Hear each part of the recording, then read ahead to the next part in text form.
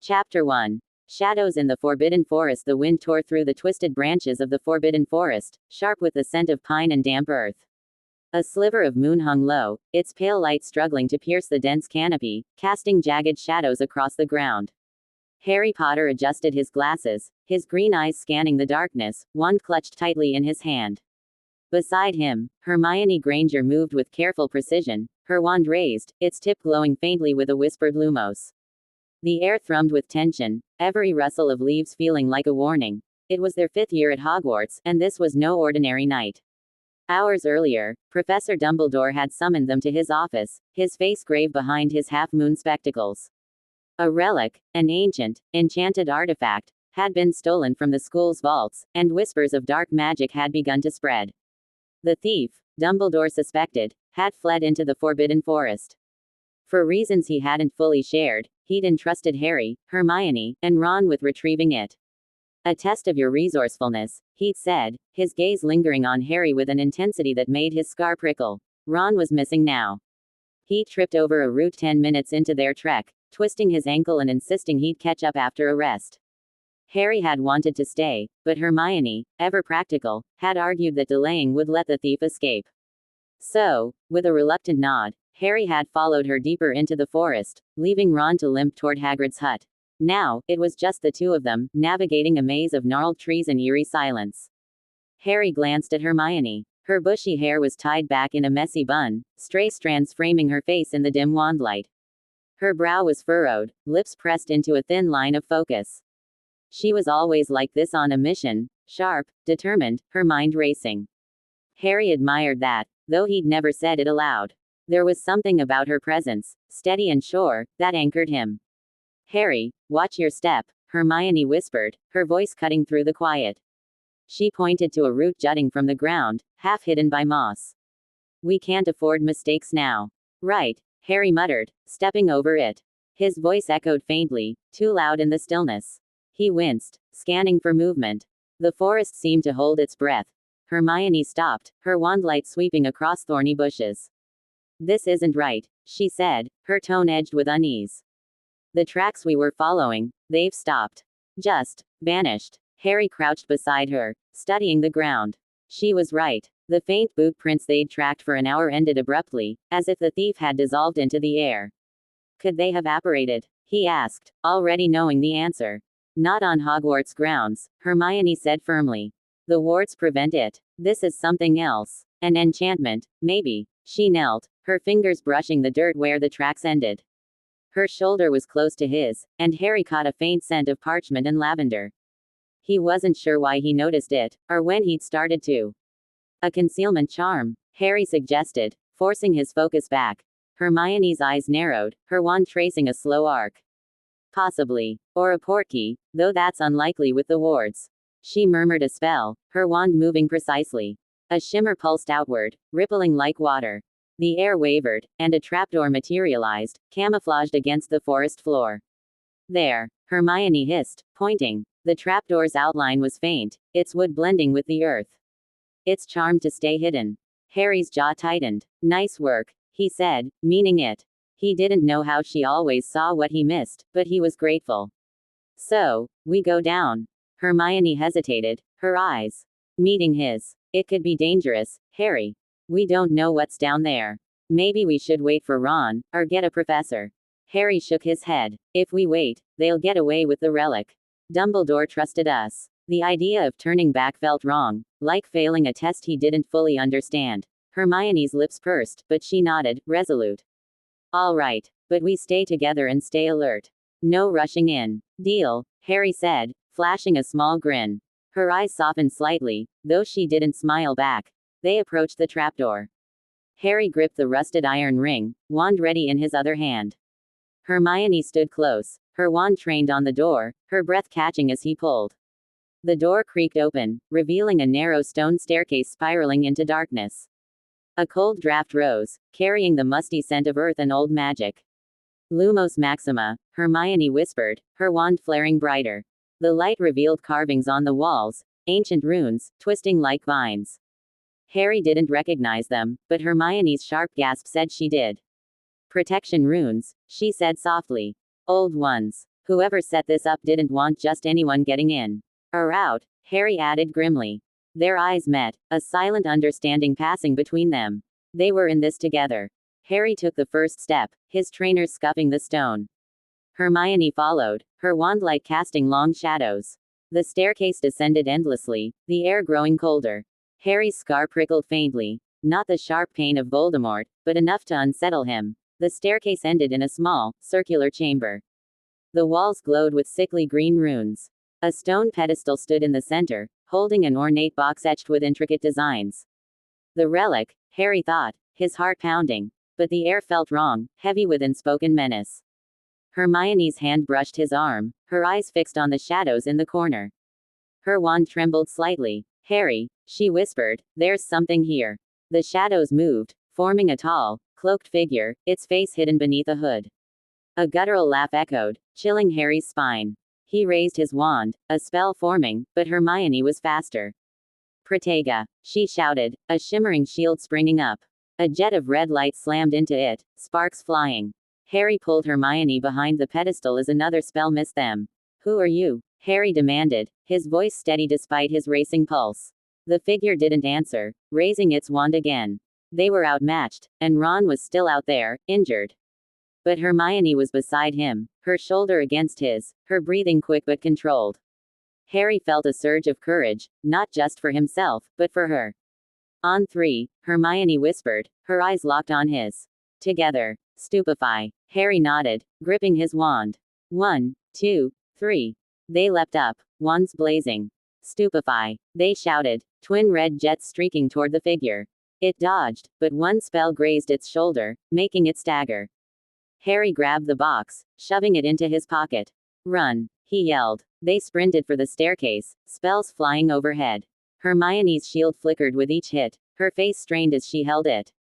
They scrambled up the stairs, the figure's laughter echoing behind. They burst out of the trapdoor, collapsing onto the grass, gasping. The trapdoor slammed shut, resealing itself. They lay there, the cool ground beneath them, stars peeking through the canopy. Hermione's face was flushed, her hair wild, but her eyes shone with triumph. We did it, she said, a small smile breaking through. Yeah, Harry said, hoarse. You were brilliant. The runes, the shield, he trailed off, aware of how close they were, their shoulders nearly touching. His heart raced, and he wasn't sure it was just from the chase. Hermione's smile softened, uncertain. You weren't bad yourself, she said quietly. Her eyes searched his, and the world seemed to shrink to just them, the forest fading away. Harry felt something stir, deeper than friendship, warmer, like a spark. He wanted to tell her how much it meant to have her there, how her courage steadied him. But the words wouldn't come. Instead, he reached out, his hand brushing hers. Her fingers were cold, trembling, and he squeezed them gently.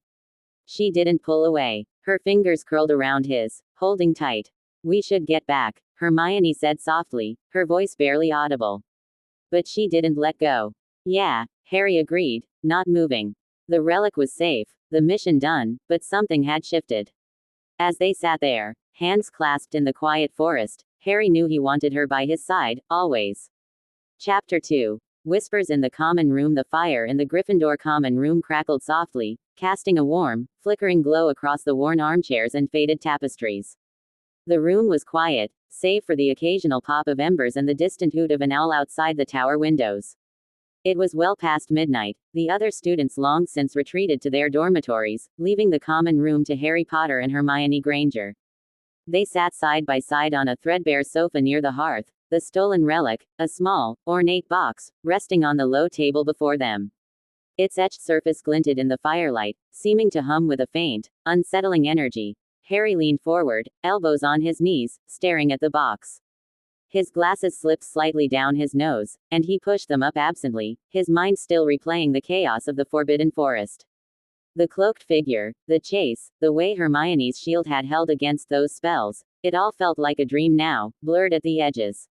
But the warmth of her hand in his, that fleeting moment under the stars, lingered sharper than anything else. He stole a glance at her, hoping she wouldn't notice. Hermione sat cross-legged, her wand balanced on her knee, a heavy tome open in her lap. Her brow was furrowed, her eyes scanning the pages with the intensity Harry had come to recognize as uniquely hers. She'd insisted on researching the relic the moment they'd returned to the castle, barely pausing to catch her breath. Her hair, still wild from the forest, spilled over her shoulders, catching the firelight in shades of chestnut and gold.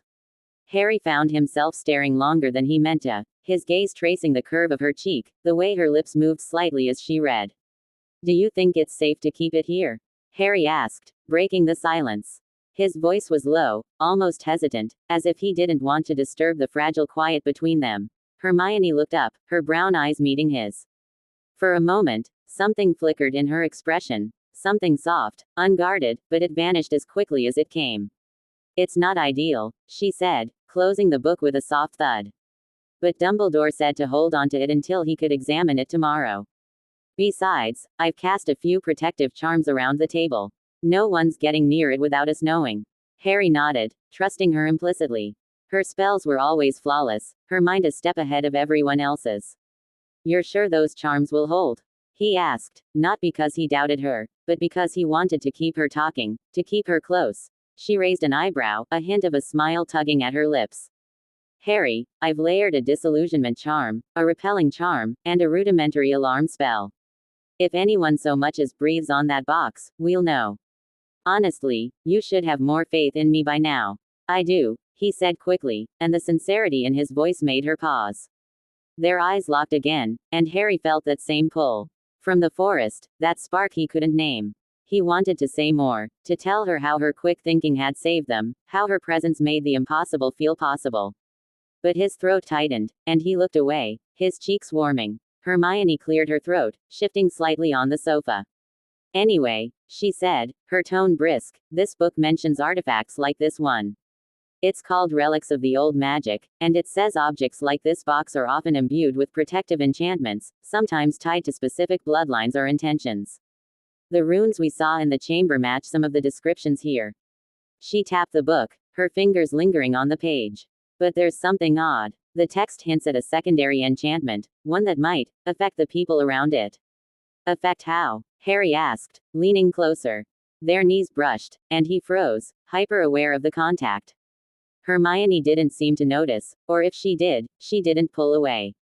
"It's vague," she admitted, frowning. "Something about amplifying emotions or desires, drawing out what's already there. It could explain why that figure was so desperate to keep it.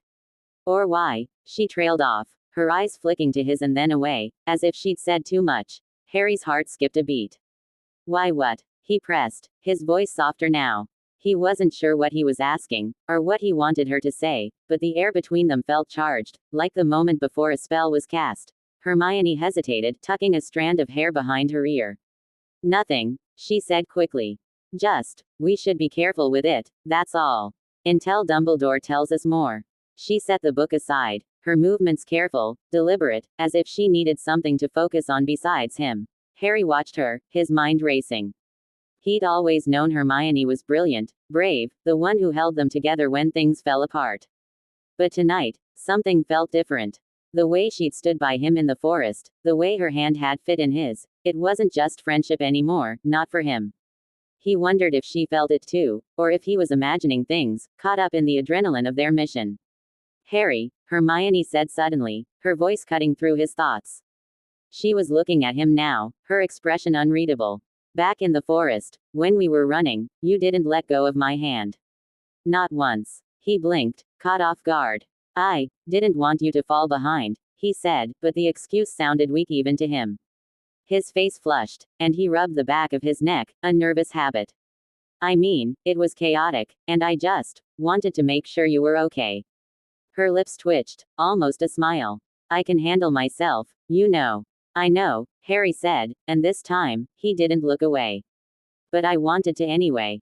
The words hung between them, heavy with meaning he hadn't intended to reveal. Hermione's eyes widened slightly, and for a moment, neither of them spoke. The fire crackled, the only sound in the room. Then, slowly, she reached out, her hand resting lightly on his arm. Her touch was warm, grounding, and Harry felt his breath catch. "You don't have to protect me, Harry," she said softly, but there was no reproach in her voice, only something tender, almost vulnerable. "But I'm glad you did." He swallowed, his mouth dry. "Hermione, he didn't know how to finish the sentence, didn't know how to put into words the tangle of feelings in his chest. He'd faced dark wizards and monsters, but this moment, with her looking at him like that, felt more terrifying than any of it. Before he could say more, a loud creak echoed from the portrait hole. They both jumped, wands raised, only to see Ron stumble through, his face pale and his ankle wrapped in a makeshift bandage. "Blimey, you too," he said, limping toward them. "I've been looking everywhere for you. Hagrid patched me up, but what happened? Did you get the relic?" Hermione pulled her hand back, her cheeks faintly pink. "We got it," she said, her voice steady again, "all business. It's here, under protective charms.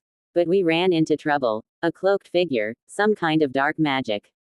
Ron's eyes widened as he sank into an armchair, wincing as he propped up his leg. "You're joking. And you didn't wait for me. You were hurt," Harry said, though his mind was still on Hermione, on the warmth of her hand, now gone. "We couldn't let the thief get away." Ron grumbled, but his expression softened as he looked at the box. "Well, you got it, so I suppose that's what matters. What's it do, anyway?" "We're not sure yet," Hermione said, picking up her book again. "But it's powerful, and it's dangerous. We need to keep it safe until Dumbledore can look at it." Ron nodded, then yawned, stretching his arms. "Right, well, I'm knackered. Think I'll head to bed. You two coming?" Harry glanced at Hermione, who was already flipping through her book again, her focus back on the runes. "In a bit," he said. "I want to make sure this thing's secure." "Suit yourself," Ron said, heaving himself up. "Just don't stay up all night. We've got potions first thing, and Snape's been in a foul mood." He limped toward the boys' dormitory, leaving Harry and Hermione alone once more. The silence returned, heavier now. Harry shifted, suddenly unsure of himself. "You don't have to stay," he said, though he hoped she would. "I can keep an eye on it." Hermione looked up, her expression softening. "I'm not leaving you alone with that thing," she said firmly. "Besides, I want to figure out what it does. If it's amplifying emotions, like the book says." She paused, her eyes flicking to his, then back to the page. "We need to know what we're dealing with." Harry nodded, but his thoughts weren't on the relic. They were on her, on the way her voice softened when she spoke to him, the way her hand had felt on his arm. He wondered if the relic was affecting him, making him notice things he hadn't before, or if these feelings had always been there, buried under the weight of their friendship. They worked in silence for a while, Hermione scribbling notes on a piece of parchment, Harry watching the box as if it might spring to life. Every so often, their eyes would meet, and each time, Harry felt that spark again, stronger, more insistent. He wanted to ask her if she felt it too, but the words wouldn't come. Instead, he reached for her quill when it rolled off the table, their fingers brushing as he handed it back. "Thanks," Hermione said, her voice barely above a whisper. Her fingers lingered against his for a moment, and Harry's heart thudded so loudly he was sure she could hear it. "Hermione," he started, his voice rough, "about what you said, in the forest." "Don't," she cut in, her eyes wide, almost pleading. "Not now. Not yet." He stopped, his chest tight. He wanted to push, to know what she meant, but the look in her eyes stopped him. There was fear there, but not of danger, of something else, something unspoken. So he nodded, swallowing his words, and leaned back against the sofa. They sat there until the fire burned low, the relic glowing faintly between them. Harry didn't know what was happening, or what the relic was doing to them, but he knew one thing: the way he felt about Hermione wasn't just the relic's magic. It was real, and it was growing, and he wasn't sure he could keep it hidden much longer. As the first rays of dawn crept through the windows, Hermione closed her book, her eyes heavy with exhaustion. "We should get some sleep," she said, standing. But she paused, looking down at him, and for a moment, Harry thought she might say something more. Instead, she offered a small, hesitant smile. "Good night, Harry." "Good night," he replied, watching her climb the stairs to the girls' dormitory. He stayed there a while longer, alone with the relic and his thoughts, wondering how everything had changed in a single night, and what it would mean for them tomorrow. Chapter 3. The weight of unspoken words. The Gryffindor common room was bathed in the soft, golden light of late afternoon, the sun filtering through the tall windows and casting long shadows across the worn rugs. The fire in the hearth burned low, its embers glowing faintly, as if mirroring the quiet that had settled over Harry Potter and Hermione Granger. They sat at opposite ends of a scarred wooden table, the relic from the Forbidden Forest now safely in Dumbledore's hands, its mysteries partially unraveled but its impact still lingering. Books and parchments were scattered between them, remnants of Hermione's tireless research, but neither was focused on the pages. The air was thick with unspoken words, heavy with the weight of what had passed between them in the last few days. It had been 2 days since their mission in the forest, 2 days since the relic's strange magic had stirred something between them, amplifying feelings Harry hadn't dared name before. The memory of Hermione's hand in his, the way her eyes had softened in the firelight of the common room, haunted him. He'd caught himself watching her more than usual, during meals in the Great Hall, in the corridors between classes, even now, as she sat across from him, her quill scratching absently on a piece of parchment. Her hair was tucked behind her ears, her brow creased in thought, and Harry felt that familiar pull in his chest, a warmth that was both thrilling and terrifying, but something had shifted since that night. Hermione had grown quieter, more guarded. She still smiled at him, still argued with him over Charm's homework or rolled her eyes at Ron's jokes, but there was a distance now, a hesitation in her glances that hadn't been there before. Harry felt it like a knot in his stomach, and he hated it. He wanted to bridge that gap, to ask her what had changed, but every time he opened his mouth, the words tangled in his throat. Hermione set her quill down, breaking the silence. "I think I've figured out the last of the runes," she said, her voice steady but careful, as if she were choosing each word with precision. She pushed a parchment toward him, covered in her neat handwriting and sketches of the symbols they'd seen in the chamber. "They're tied to an emotional amplification enchantment, just as I suspected. The relic doesn't create feelings, it just strengthens what's already there." Harry's heart skipped a beat. He stared at the parchment, but his mind was elsewhere, replaying her words. Strengthens what's already there. Did that mean what he felt for her? The spark that had ignited in the forest, the longing that kept him awake at night, was real. Not just the relic's magic, but something true, something his. He glanced at her, hoping to find an answer in her expression, but her face was unreadable, her eyes fixed on the parchment. "That explains a lot," Harry said, his voice rougher than he intended. He cleared his throat, trying to sound casual. "The way things felt, intense, down there." Hermione nodded, but she didn't meet his gaze. "Yes," she said softly. "Intense." Her fingers fidgeted with the edge of the parchment, a rare sign of nervousness. "But now that the relic's with Dumbledore, its effects should fade. We should feel more like ourselves again." Harry frowned, his chest tightening. "What do you mean, like ourselves?" The question came out sharper than he'd meant, and Hermione flinched slightly, her eyes finally lifting to his. There was something there, fear, maybe, or regret, that made his stomach twist. "I mean," she said, her voice barely above a whisper, "that the relic might have clouded things. Made us feel things more strongly than we would have otherwise." She looked away, her cheeks faintly pink. "We need to be sure what's real, Harry." "What's us?" He stared at her, his mind racing. He wanted to tell her that what he felt was real, that the relic hadn't created the warmth in his chest or the way his heart sped up when she was near. But the doubt in her eyes stopped him. What if she was right? What if the relic had twisted his feelings, amplifying something that wasn't meant to last? The thought made him feel sick, but worse was the fear that she didn't feel the same, that she was pulling away to protect herself, or him. "Hermione," he started, leaning forward, his hands gripping the edge of the table. "What I felt in the forest, what I feel now, I don't think it's just the relic. I mean, yeah, it might have made things stronger, but it's not like it came out of nowhere." He swallowed, his throat dry. You've always been," he trailed off, frustrated with his inability to say it right. Hermione's eyes widened, and for a moment, he thought she might reach for him, might close the distance between them. But then she stood abruptly, her chair scraping against the floor. "Harry, don't," she said, her voice trembling. "Please. This isn't the time." "Why not?" He pressed, standing too, his voice rising despite himself. "Why can't we talk about this? You felt it too, didn't you?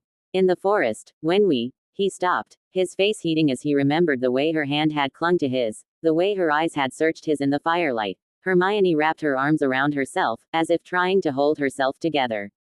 "I did," she admitted, so quietly he almost didn't hear. "But that's why we can't. Not now. Not when everything's so complicated." Her eyes met his, and they were bright with unshed tears. "We're in the middle of a war, Harry.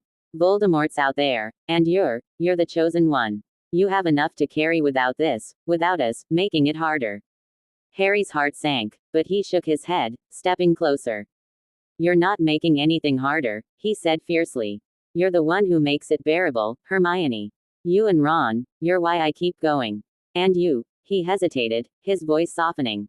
You're more than that. You always have been. Her breath hitched, and for a moment, he thought she might cry. But she straightened, her jaw set, her resolve hardening. That's exactly why we can't, she said, her voice steadier now. If we let this, whatever this is, go any further, it could ruin everything. Our friendship, the trio, everything we've fought for. I can't lose you, Harry. Not as a friend, not when we need each other most. Harry felt like the air had been knocked out of him. He wanted to argue, to tell her that they could make it work, that their friendship was strong enough to survive whatever came next. But the fear in her eyes, the way her voice cracked on the word lose, stopped him. He knew what she meant. They'd already lost so much. Sirius, Cedric, the safety of their world. The thought of losing her, even as a friend, was unbearable. He sank back into his chair, his hands running through his messy hair. So, what? He asked, his voice hollow. We just pretend nothing happened. Go back to being just friends. Hermione sat down too, her movements slow, deliberate. Not pretend, she said softly. We are friends, Harry. The best of friends. And that's enough, isn't it? Her voice wavered, as if she were trying to convince herself as much as him. He looked at her, searching her face for the truth. Did she really believe that? Or was she just saying it to keep things safe, to keep them from falling apart? He wanted to push, to demand she tell him what she really felt, but he couldn't. Not when she looked so fragile, so determined to hold on to what they had. Yeah, he said finally, his voice barely audible. It's enough. The lie tasted bitter, but he said it for her. Because she was right about one thing. They couldn't afford to lose each other. Not now, not when the world was crumbling around them. The relic might have amplified his feelings, but it hadn't created them, and Harry knew they wouldn't fade easily. But for her, for their friendship, he'd try to bury them. Hermione reached across the table, her hand hovering over his before settling on the parchment instead. We'll be okay, she said, her voice firm, though her eyes betrayed her. We always are. Harry nodded, but he didn't trust himself to speak. He looked down at the parchment, at the runes she'd so carefully sketched, and felt a pang of gratitude mixed with pain. She was still here, still beside him, even if not the way he wanted. And maybe, for now, that had to be enough. The common room grew quieter as the sun dipped below the horizon, the golden light giving way to twilight. Harry and Hermione sat in silence, the space between them both a comfort and a chasm. They were friends, the best of friends, and they would fight side by side against whatever came next. But as Harry watched her gather her books, her movements graceful despite the weight they both carried, he knew a part of him would always wonder what might have been. Good night, Harry, Hermione said, standing and offering a small, sad smile. Good night, he replied, watching her climb the stairs to the girls' dormitory. The fire flickered out, leaving only embers, and Harry sat alone, the relic gone but its echo lingering in his heart. They'd chosen friendship, chosen safety, but the unspoken love between them would always be there, a quiet ache they'd carry into the battles ahead.